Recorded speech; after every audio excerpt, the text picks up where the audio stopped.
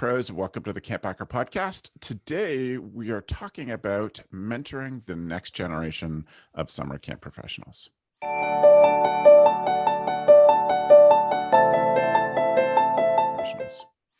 Welcome to CampHacker, everybody. It's Travis. I am co-owner of Go Camp Pro and founder of the Summer Camp Professionals Group, and excited to be here with you on the show today. Hi, everybody. My name is Chris Hudson. I am a social worker and one of the directors at Camp Highlight, a sleepaway camp for kids from LGBTQ families, and I'm super psyched to be here today. And my name is Gabrielle Raill. I'm one of the camp directors of Camp Miro. Camp Miro is an all-girls camp in the Laurentian Mountains of Quebec, Canada, and we focus on creating a positive female community while doing that in English and French. My name's Joe Richards. I'm a summer camp professional and currently the executive director for the past 15 years at Pierce Williams Summer Camp and Retreat Facility, which is in Ontario. And I'm also the author of the Camp Counselor Manifesto. Right. And if you haven't seen that yet, you should search for it. It's awesome. It's easy to find. It is easy to find. Welcome to this episode of CampHacker. We are excited today to talk on episode 134 today about mentoring the next generation of camp pros. What I'd like to start with is asking the panelists. Gab, who was your camp mentor, do you think? Your best camp mentor, not best.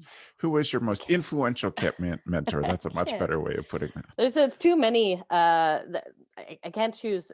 I have many. I'm gonna put Jane McCutcheon as somebody that I really looked up to outside of our own organization. Jane worked at Towingo for many moons, and when I first met her, it was at the International Camping Congress in Toronto in 1994.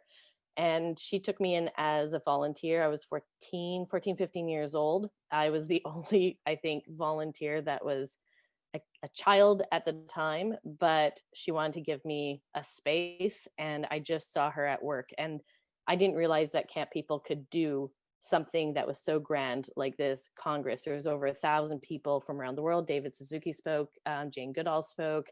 It just opened my eyes. And but her actions of taking me in, and she had the whole weight of the conference on her shoulders, and she still made time for me during that Congress in Toronto, downtown Sheraton Hotel. It was amazing. And I still call her today for advice on camping. That's awesome. I love Jane. How about for you, Chris? It's an interesting question. I came into camping sideways, whereas that I was sort of like, yeah, sure, why not? Why not, Yeah.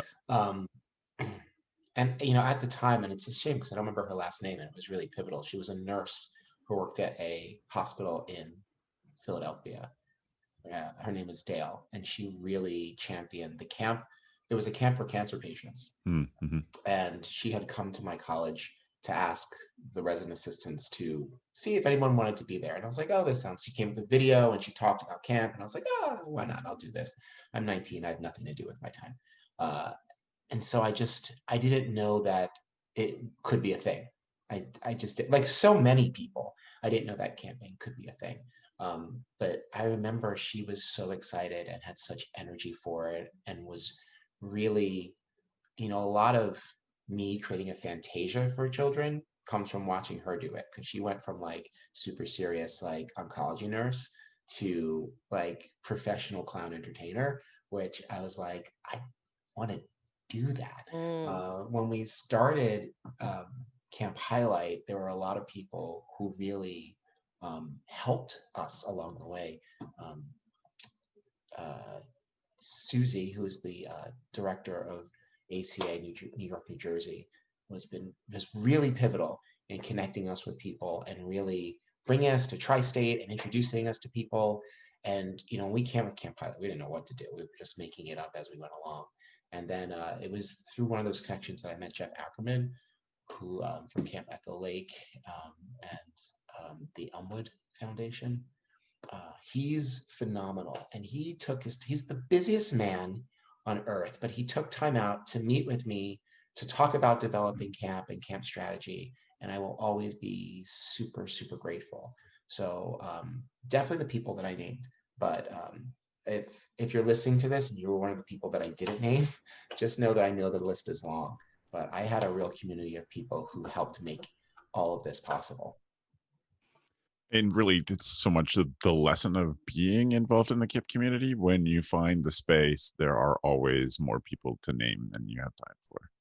I think that's great. How about for you, Joe? I think starting off when I was a camper, I had a brilliant camp director when I was a first year staff who never spoke. It seemed like she never spoke, and it was one of the most powerful ways to lead. Joy Houston was her name at the time, and then a counselor, October, that I have a very pivotal memory of. Just to the way we treat kids, that was the mentoring. But then when I got into full-time camping, really the names that sort of stick out, one name is Patty Tom from Timacoon, Totally. because she got me involved in the OCA, the Ontario Camps Association stuff, because I was based in Toronto when I was working for both Canadian Adventure Camp. And then Patty was a huge reference and the reason I got him hired at the Taylor Staton camps. And then when you spend 5 years, I was there for 5 years working at a private camp, and Judy Bigger was the office manager, and she, not the office manager, she was the operations manager, and she taught me a ton of stuff that helped me when I started at Pierce Williams, and was a great mentor during that time. And sitting in on Monday management meetings, as annoying as they were, to be held at 7 p.m. at night when I lived an hour and a half train ride away, was great. So those were, and the same, there's a ton of people who help you on your way. And some with what not to do, and some, so they mentor. Is that reverse mentoring when you watch someone and you're like, oh, I will never do it that way. Yeah. well, yeah. I don't know how much more we should say about that. That's a fair point. So I think it's an important topic. As I say, the nice thing about this industry is that there are so many people who are so willing to be that for others. And I think lots of people, like the four of us, choose to pay it forward because people did it for us and stepped up and were so good with their time. So I hope it's a given that you should be mentoring young camp professionals if you care about the future of this industry. That we all stand here on the shoulders of giants in this particular industry. But I was wondering if we could take one little step back and think, if you are just getting started in the year-round summer camp, you have a chance maybe to be a new year-round staff member or to start your own camp like Chris has done. Where would you look for a mentor? For me, it would be, and this is something that I've told other young professionals, is to connect with your association or a conference and see how you can volunteer. Then you get to see people in action. I did my internship at the OCA when I was at Humber College, and I think Jeff Bradshaw, that was his first time running a conference, and who's the camp director of Winona, and I just saw him doing what he does at camp and how well he was doing that with the conference itself. And those people will open doors for you. They'll invite you into to be part of idea chambers and innovation and et cetera. So reaching out to your association, whether that be writing blogs for the association, being part of the volunteer committee for conferences, even though conferences might look differently than they did 8 months ago, they're still happening, and how you can not only contribute but also learn and have a community of peers and mentors around you. That for me was one of the most fruitful soils, was associations and conferences. I think that's a huge point. I would totally agree, because if you don't get involved, it's easy to think you're alone.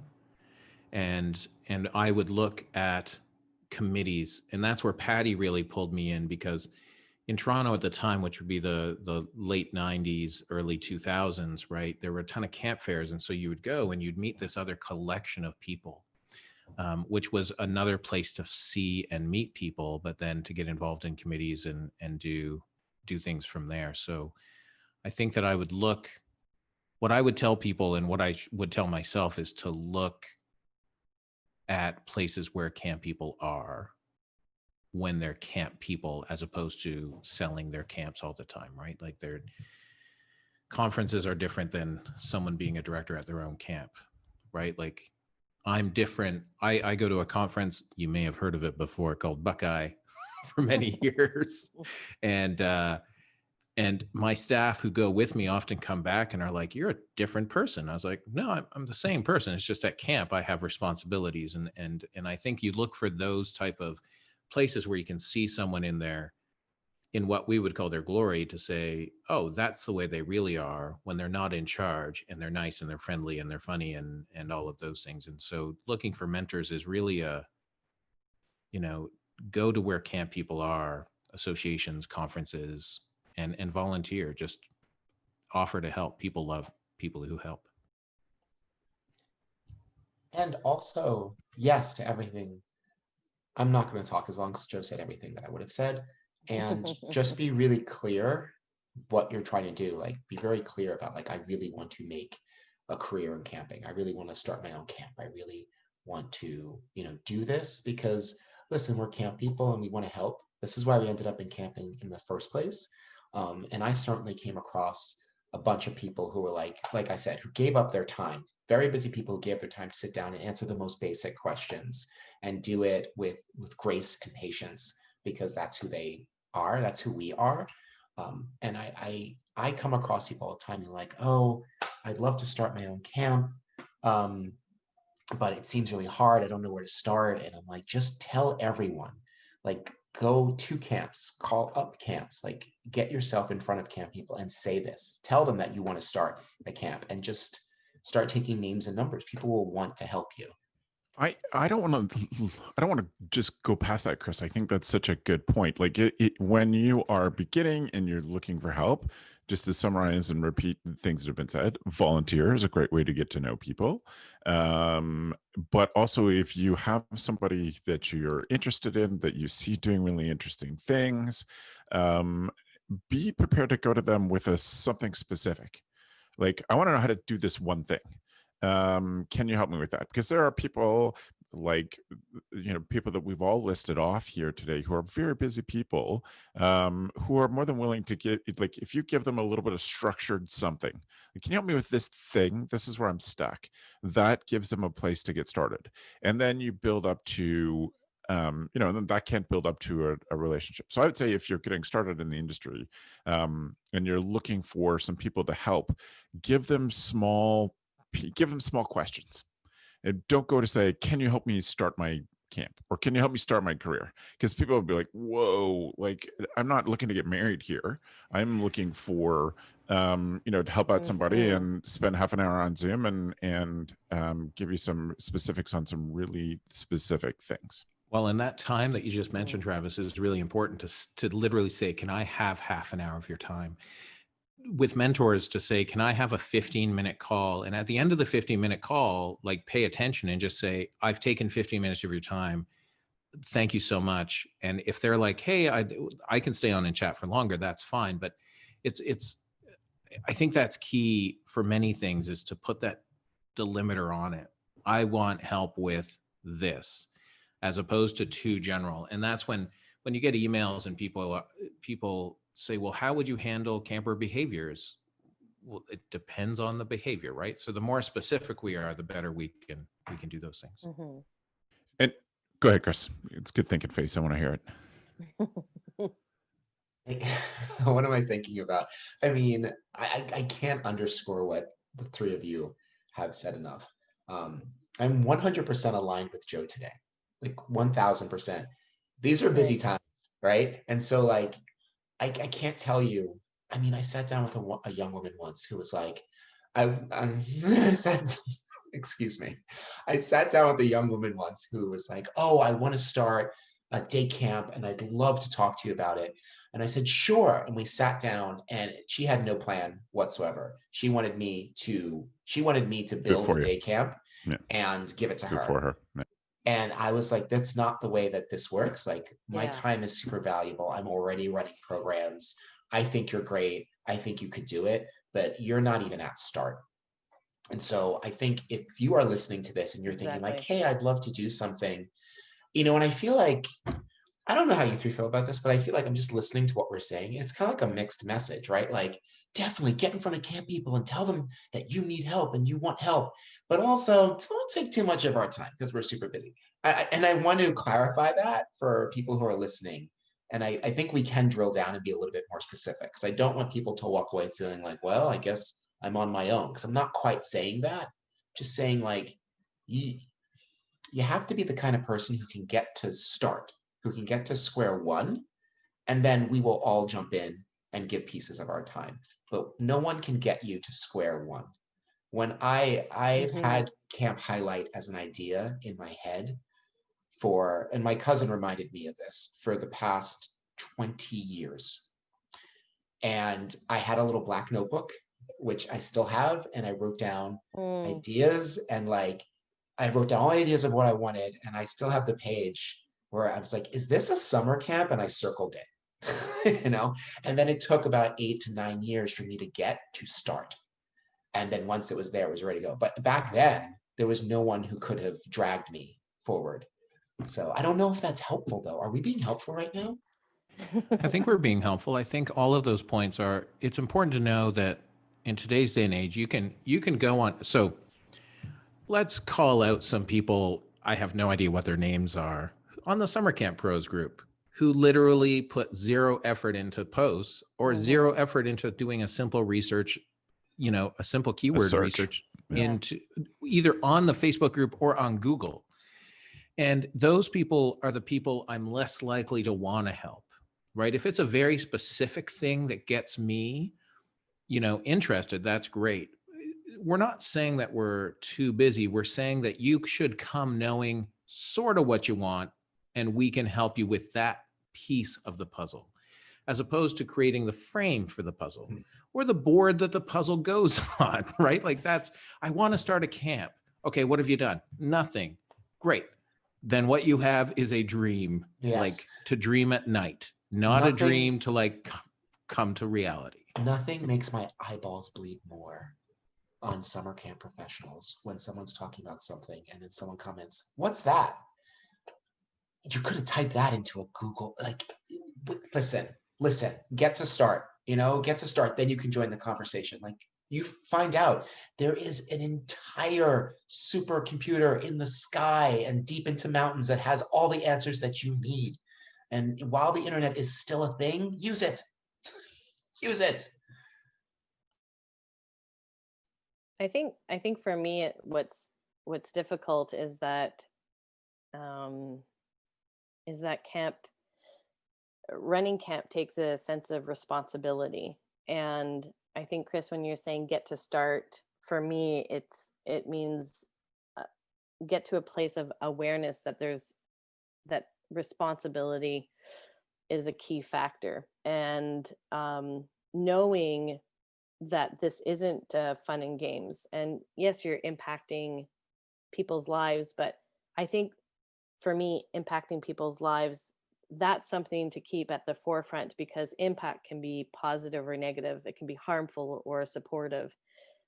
And maybe we've all had people that have come to us. I know I have in the past, or somebody's about 60 years old, they're close to retirement, they have a lot of money, and they say, I really love what you do at camp. I really want to do the same thing. Can you tell me how you do it? And, they're not at a point of responsibility, of understanding that you're responsible for people. And this particular individual, I said, absolutely. In 5 years after you've worked at a camp, let's have a conversation, because there is an element of understanding. And as you said, Chris, when you're thinking about your camp, you didn't come to camp first, which you can, but you had all the other ingredients of your why, and how come, and how do you want to bring people in, and what's your mission, and what are your values. And I will pick up the phone for any camp person during my summer, during my crisis time, and sit down and chat with them for half an hour to an hour if they do have a specific question. And you don't need to come in with specific questions, but you do have to come in with an understanding that camp is serious, and it's serious because we work with people. And I think that's for me is what's important.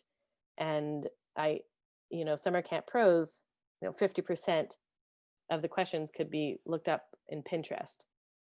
I mean, Pinterest right there in itself has the pictures. I go to Pinterest because it's image based. And the sense of responsibility, I think that's what causes for me anxiety. And that's why I have a hard time reading sometimes some of the posts, is that where is that sense of we're in charge of people? And when we're interacting online, we're also interacting with other people. And, it overwhelms me, frankly, personally. That's my nervous laugh, my nervous giggle. That's overwhelmed, I feel. Yes. But I think that, and this would be one of my pieces of advice to a new camp director, but I would turn it on them. One of the best things I learned to do as a leader, camp leader, but as a leader in any position, is that when someone comes to me to ask me how to solve a problem, I have trained them to not come to me without saying what they've tried. So you don't get in the door Absolutely, yeah. without being able to answer, what have you tried?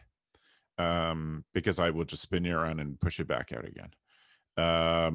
So I think that that's the same thing. When you're seeking advice, you can go and come and say, here are all the things I've tried. That's like asking questions on summer camp professionals. When you say, I need 15 evening programs that cost $10 a piece, go. At some point, that's really going to make me so mad, I'm just going to ban you for not coming with, here are the 10 things I've tried. Here are the things we love at our camp. I'm looking for some new ideas. Don't demand that I do your work for you. It's the same thing with mentorship. Come with a question, as we've said, but also come with, I've been trying these things and they're not working, but here is what I've tried. So it's the same thing in asking for a mentor, that you come prepared to answer that. But that does move me on, unless you got something, Joe and Chris, you both have good thinky faces on. I tend to. All right, I'll move us on just after everybody gets one more round. Okay. Just at the ACA National Conference, the last in-person conference I went to,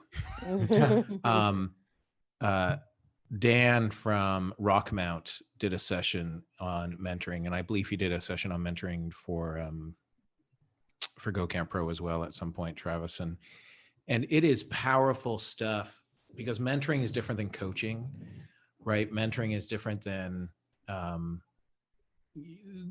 the word phrases we need to be careful with. I think the idea is that, yeah, we want you to come ready to learn. You can't just all of a sudden show up and expect to learn unless you want it. And I think that's where because mentoring isn't me telling you exactly what to do.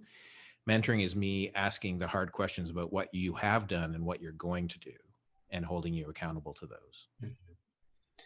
I would, damn it, Joe's saying everything that I want to say, but he's just saying it first. Travis, I need you to pick me before going to Joe. Hey, with my on, scroll saw, I'm going to cut out 100% thing. I hear any more about scroll saws.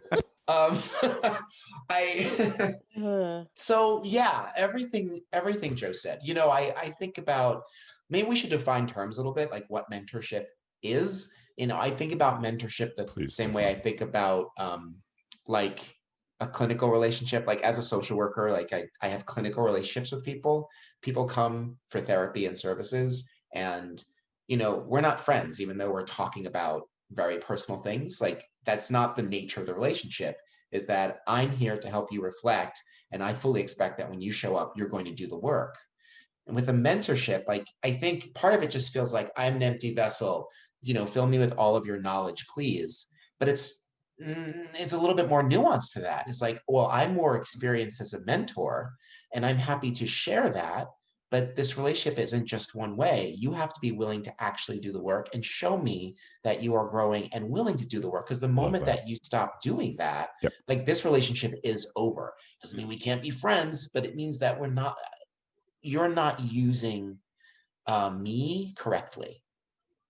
So, I think it's interesting to, I just wanted to make that clear, because again, I don't want us to be putting out like a mixed message that like, we are professional people and we really want to help, but we don't, then we listed all like our restrictions. I don't want it to be like that. I just want to be clear that if you are looking to start something or to jump in, is that there's as much work on your side as on your potential mentor side. And when it's a positive relationship, and I haven't had personally any negative relationships when I'm mentoring somebody, but for me, there's reasons why mentors do want to share their knowledge and support people that are in the industry. And for me, I think of it simply as, if you're on a summer camp that has docks that you have to put in at the beginning of the summer and take out at the end of the summer, the more people you have lifting at the docks, the lighter it is. I want to mentor people because this is heavy work, and the camp industry, we're not individuals in our own businesses. We are a bunch of people that are trying to move our industry forward, and we're trying to do better. And the more that I can learn on best practices and I can share that with somebody else, the more we're moving our industry and the lighter the load is. And at one point I will be stepping aside, and we need other people to be able to not just be able to carry that dock in and out, but with excitement and enthusiasm and even different ideas. There is excitement when somebody is excited about learning. I love it. I want to share. I want to hear what they're up to. And for people that are listening to the podcast, know that we want to mentor, and coming forward is scary, but there's real benefit in camp people mentoring each other and sharing knowledge. There's a strong benefit for our industry. If your organization is doing well, my organization is doing well, and so on and so forth. Well, that helps me, Gab, flip it to the other side. So if you are an experienced director, and I don't mean someone who's got 10 or 15 or 30 years in this. I mean, if you've been a camp director 1 year, you've got lessons. You've got things that you can teach. And I would say, and this is the purpose of this topic really, was to encourage more people to be more mentors, to be mentors more often. And when you have experience, you can share that and people can grow from it. And I also think that everybody should present at conferences, because when you have to do the work to bring all of material around a particular topic together and present it in a logical, clear way, you become better at that thing. It's to your benefit to present on it. It's just like teaching. You learn when you're a better doer when you learn how to teach a thing. So I would want to really encourage people to do that. There are lots of simple, low impact ways to mentor, which can include being the one who has patience with people who are new to summer camp professionals and answering the very basic questions, or teaching them sort of the norms of the group. Like, hey, you can use the search. This topic's been covered an awful lot. That's a nice, easy way to be a mentor to people in the industry. But I also want to encourage people to put themselves out there and do that. Join communities, have discussions, start a podcast, whatever it takes to be the way to, even if you don't feel like you have a lot of experience, working on sharing that little bit of experience with other people will give you more confidence too. It'll be more, it'll be better for you in the long term. So I'm happy to have anybody pick up on any of that thinking if they wish. What I was going to say is, in terms of your experience, the three of you on this call, what would be a piece of advice that you would love to give somebody who asks you when they mentor things. And I've already said mine, which is don't come to my door if you can't tell me what you've tried, because but I'm curious to know from others, what is a thing that that you would say to somebody who comes to you, big piece of advice, something that changed things for you, Chris? Thank you for letting me go before Joe, because I feel like he's been sniping me all night, taking all of my talking points, and he's just coming across seeming like he knows everything, and I'm just cleaning up after him. So honestly, I take what we do extremely seriously, probably too seriously, but I don't even know if that's such a thing, because we're talking about people's children.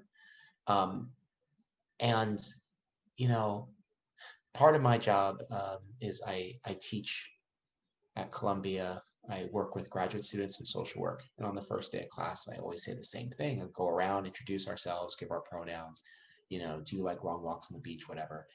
And then I ask each of them, what else would you do if it wasn't social work? And they go around and they say it. And then after I get it, I'd say, okay, well, if that thing pulls you more than 3%, you need to get up, get your money back, and go do it, because this will take everything from you. This requires your attention. It's an extraordinary responsibility. And it is, because you work with people, as Gab said earlier. We're working with people, and we're working with people's children. So the advice that I give to people, because, we get people all the time, it's like, I love this, I want to do this with my life. And I'm like, you understand that if you want to do this, if you want to put yourself out for children and families as a resource, as someone that they're going to look up to, it's an extraordinary responsibility. It's not something you can turn on and off like a light. So you have to be all in. I'm a little dramatic, but that's what I give to people. You have to be all in. Do you want to do this? This is a lifestyle. It's not a part-time job. It's a lifestyle. Joe, you can go next. Now that you're probably going to say what I just said, but whatever. I agree with everything Chris just said. And to add to that, part of the thing when we're mentoring people, you sort of need to treat it like they're CITs for camping as a whole, right? Counselors in training.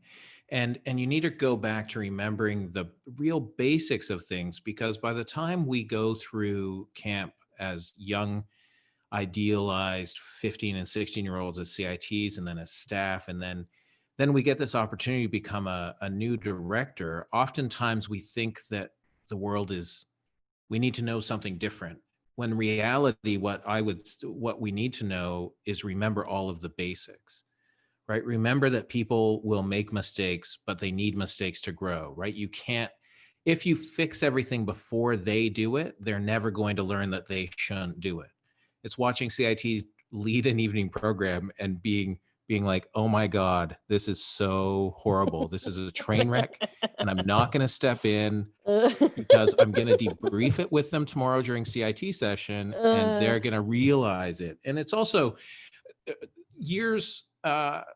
So Iskis will love listening to this, but like Matt Hansberger was a camp director with us. I think his first year was 2017. And I had prior to him, I'd had a camp director, Jessica Ika Tenhor, who had been here for 5 years as camp director, but also for like 10 years as a CIT and a staff. So Ika just knew things that I didn't have to say because she grew up. And the biggest thing the first year with Matt taught me was I need to remember how much people don't know, right? Like, and that's the thing, even in camp, and that translates to camping as a whole. When somebody comes and asks us questions, we need to remember what we might think is a simple thing, like, hey, having your staff sign birthday cards and sending them out to everybody, that's simple in my mind now.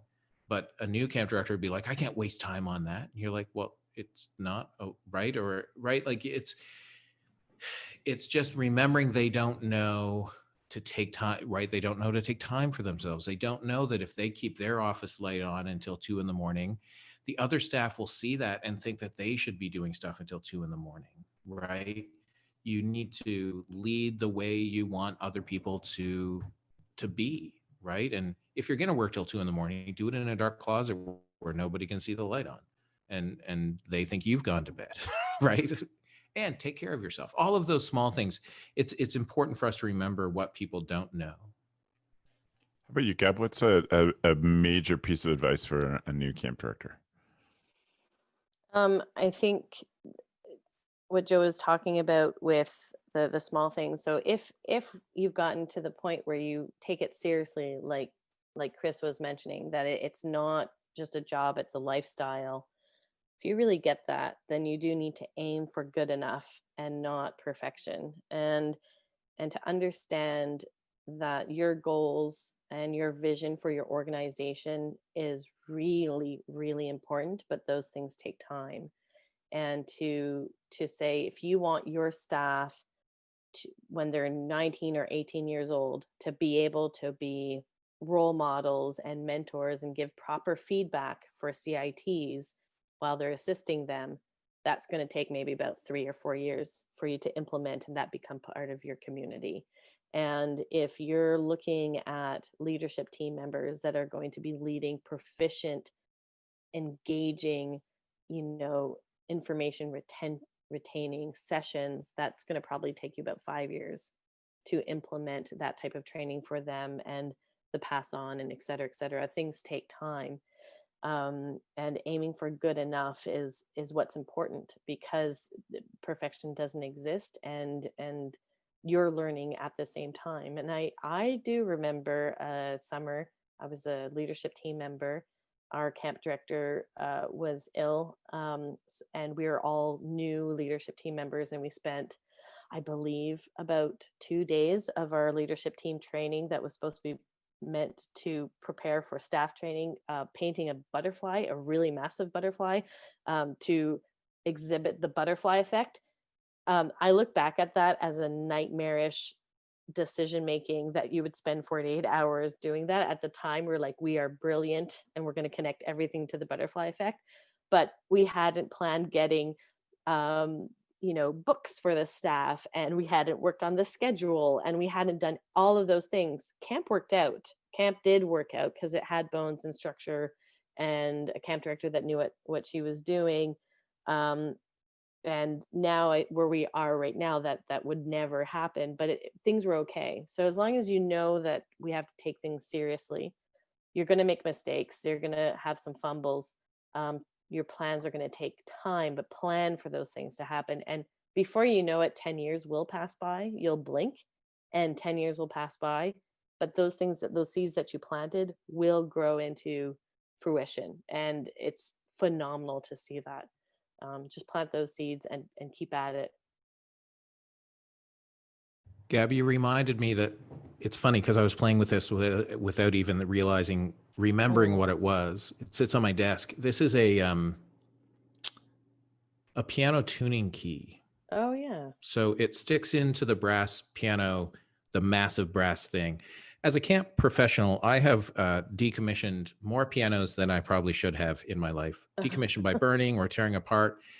But the first one I did, right, is this idea that as a young camp director, you can do, this reminds me that you can do whatever you want, right? If they've left you in charge of camp and you take it seriously enough, yeah, you can burn a piano, not in front of, you need to be safe. But this was really a lesson about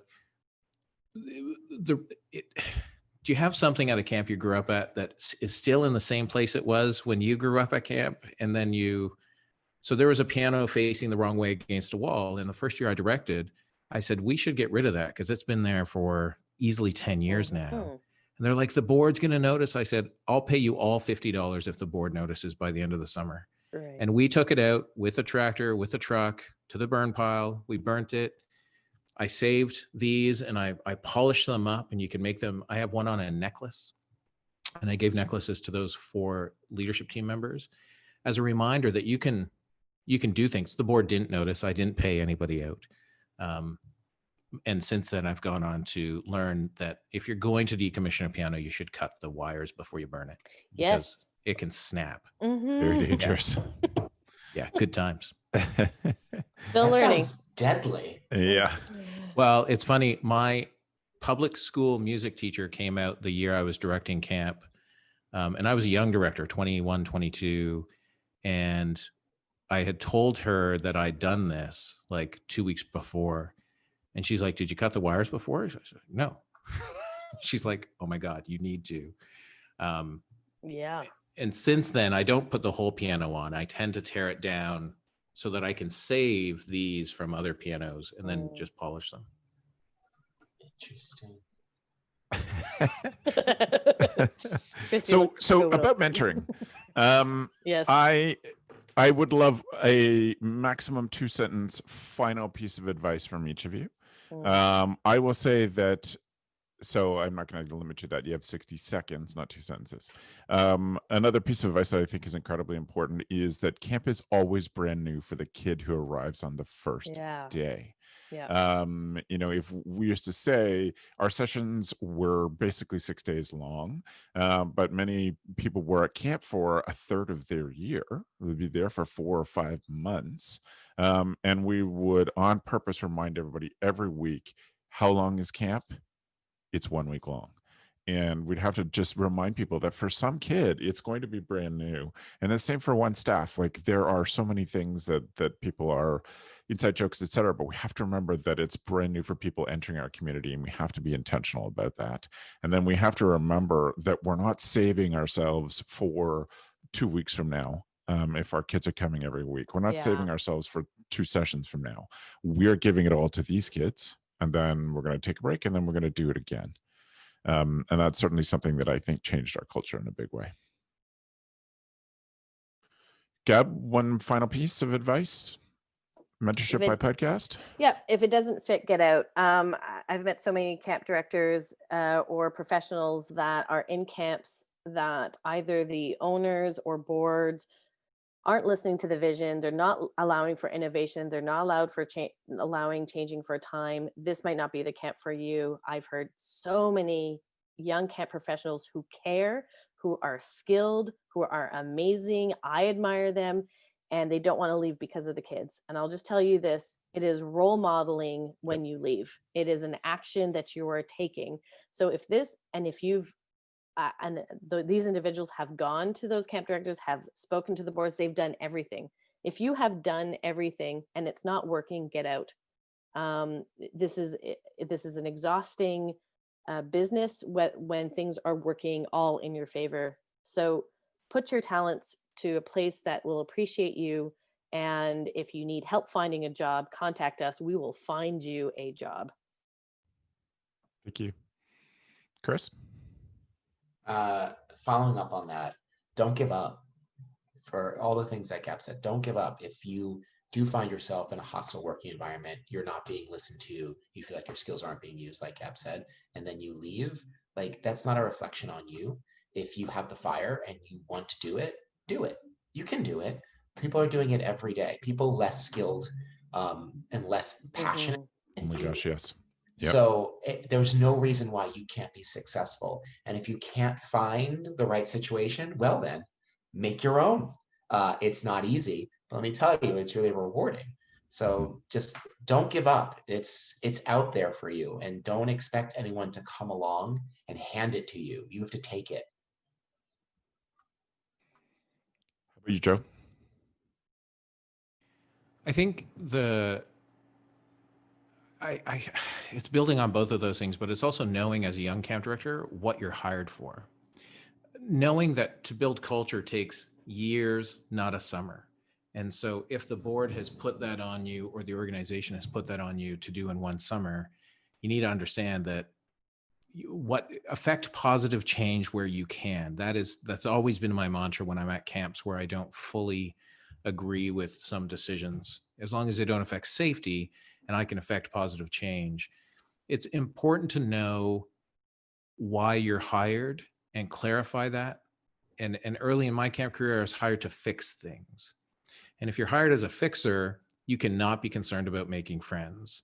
And I think that there's a variety of young people younger millennials new in camping, who want to be friends with everybody or feel they need to treat people a certain way.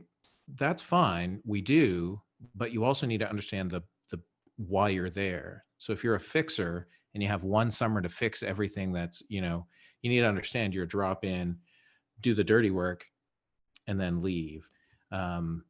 And that's one of the hardest lessons for young camping people to know, is that especially if you're only a summer director and you're not full time, right? And you have a 6-month contract, and if making friends is what you want to get out of this, you need to make friends at this level with other camp directors, not with a 16-year-old staff member, not with a 20-year-old staff member, even if you're 22, right? Like, you can be friends with them. I'm not saying that, but that shouldn't be your primary objective. Excellent. Thank you all very much. So now we'll move on to our tool of the week. So welcome to the tool of the week section, where we have asked each of our panelists to bring something to this discussion that makes them a better camp director. I am going to go first this time. I have 2 things that are empty, or blank, as they were. If you are watching this on YouTube, you can see this. If you're listening, I'll describe it as best I can. You can buy from Amazon packs of blank playing cards, and the normal playing card size. They have a matte finish on them, so you can write on them. They come in a pack, just like a normal playing card thing. You rip off the little string, and then the cards come out, and they are amazing for doing lots of things. You usually have to write on with markers. Like, a pen won't necessarily stick to them, but a Sharpie will. But they're nice and sturdy. They've got that good flick that that makes them useful for lots of things. Building structures, playing games, designing games is really where my brain is at. I have a ton of, I think I bought 10 packs off of Amazon one time, because I was mad at how expensive the game called The Game is, or The Mind, the 2 versions of the same game. They're incredibly expensive, and they're just 200 cards. So I'm not a good handwriter. Luckily, my wife is. So I said, can you write these numbers on these cards in Sharpie? And now we have a version of the game that we play that's just handwritten. Same things. But it's also great for design. As I say, building things, it's really fun. The other thing that you can buy that you may not know is that you can buy plain white dice. And they are really cool because you can write on them with dry erase and they'll wipe off. You can write on them with permanent marker, and they'll stay a little better. They'll come off with nail polish remover, or use the permanent marker on itself again, and it'll just re-wet the ink, and then you can wipe it off. But this is just normal standard size dice that you can use for building games, teaching structures, playing all sorts of things with them. These ones in particular I bought because I lead a role-playing game with my buddies and their kids, and I have an overhead map, and I just wanted a nice something that stood out from the map that I could put their names or their initial on top of a dice to be the thing that gets moved around the map.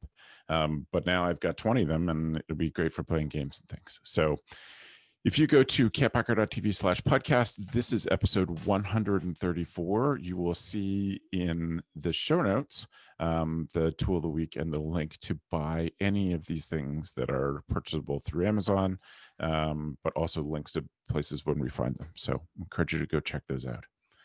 Gab, what's your tool?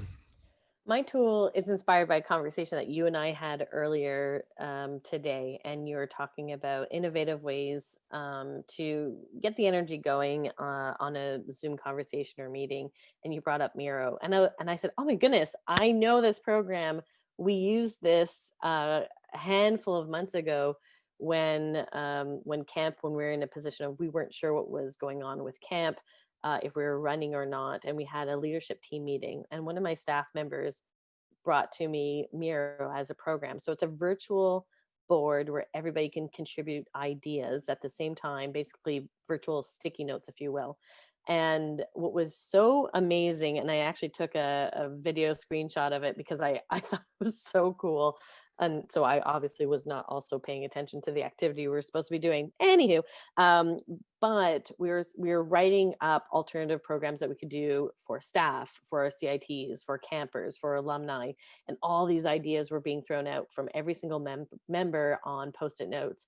And what was so cool for me was just watching the symphony of ideas that were happening, and then even the group dynamics on screen. So some of my younger leadership team members were throwing out all these ideas, and my older veteran leadership team members started categorizing these ideas and grabbing the post notes and putting it underneath headers. And it was amazing. And I was just excited to buy it. So you can get a free subscription. You would get one board. You can pay for it, of course, to get more boards, et cetera, et cetera. But if you're having meetings with people and you want to shake things up, I would check out Miro and just play on it for a bit. There's about a maybe 7-minute, 15-minute learning curve, and then you've got it, and you send everybody an invitation and they can all participate in sharing their ideas. I love it. Joe, what's your tool? Tool's boring tool. It's a scroll saw. It's a scroll. It's 7 scroll saws this time, not 5. It's 10 scroll saws. W version of the working scroll in saw. concert. Yeah. If this wasn't a family-friendly podcast, I would tell you all to go and frack off. My tool this week is Goggles for You, which is cheap online eyeglasses. If you pay more than $50 for a pair of eyeglasses, I've got shocking news. You can get many pairs from Goggles for You for under $10. It takes about 10 days. But what do they look like? I think that's where my head goes to right away. I love Joe's clear frame glasses. Yeah, I have Goggles clear for. frame. So awesome. I recently ordered new black ones that have black and blue, like a sporty. So you don't get to try them on first, but I as I get older, I have challenges seeing really clear distance. I have a really light prescription, but I like to see things in HD. Right? That's the way I like to see it. But then I also like to read my phone occasionally when I'm watching TV, right? And so I have a reading glass. So I bought bifocals, and they're so cheap. I buy a pair to keep upstairs. I buy a pair to keep downstairs, so I don't have to move my glasses around the house. And then because my prescription didn't change, the 2 pairs of clear frames that I've been wearing for the past couple of years, I just took them to the other house. So now they can live there. And these glasses are so cheap that you can just leave them lying around. You can leave them places and be like, oh, I need glasses. Here they are. And so Goggles for You. Excellent. Check the show notes for that link in particular. Chris, what's your tool? I'm going to keep this really short because it's a tool that you might already be familiar with, but it's new to me, so I'm super excited about it. So, I've been working at camps for a very long time, and back when I had to make flyers and stuff, it was Print Shop Deluxe, if anyone remembers that awesome program.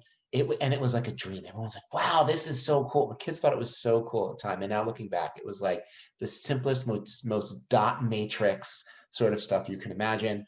Graphic design has come a long way. And just recently, I discovered Canva.com. Now, you probably already know Canva. It's online graphic design software, and you can build banners, signs, flyers, brochures, booklets, and it's really simple. And I want to highlight that because there are so many tools online which would make fabulous things. Would I have the time to devote to study it and get my master's in it? I'm looking at you, Photoshop. And it just doesn't have to be that complicated. So if you know what I'm talking about, you're nodding furiously. If you don't know what I'm talking about, you should be typing furiously and going to canva.com because it will certainly make your life easier. Yeah, and you can also edit from your phone, which is awesome. You can use Canva right on your phone. So if you have some awesome pics that you want to put on Instagram or even Insta stories, which is amazing. There's so many different, and it's very, very flexible. So And as a bonus, Yes. not only do you get one knife, you get all the what if you are a nonprofit, Canva has a nonprofit pricing and you get that's you right. got teams for free. There you go. So Yes. it's well worth it. And for people who don't know who aren't comfortable in a design program like Illustrator or like Corel Draw, Canva is simple. But what I have also learned about Canva is you think that it would help people who have no design sense, but people But can it does still give you make, some starting points, which is the nice people part, can to still start with make the it look templates. really crappy. Yeah. Yeah. There Yes. you go. Excellent. Well, I'm grateful to the three of you for joining me today. Again, if you want to check out our show notes from today, you can go to camphacker.tv/podcast. This is episode 134. And we're so grateful for those of you who are listening. The other thing I will say, just in the interest of time, is if you have follow-up questions, you can always go to camphacker.tv/podcast and find out how to contact Joe or Chris or Gab or myself, and if you have follow-up questions for them.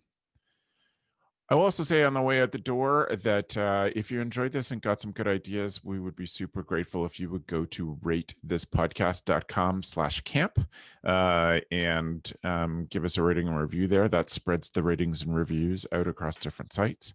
I want to thank our executive producer and editor, Matt Hansberg, for helping us get this show to you. And also really a huge thank you to the many camp pros who listen to these shows and send them on to friends. If you even just take a screenshot of the show when you're listening to it and text it to a friend, that'll help a friend find the show. And there have been many people who've discovered CampHacker through that gracious gift of sending it on. So we're thankful, and other camp pros that you would like to be a mentor to would be thankful if you shared this show too. Thanks for the evening, friends.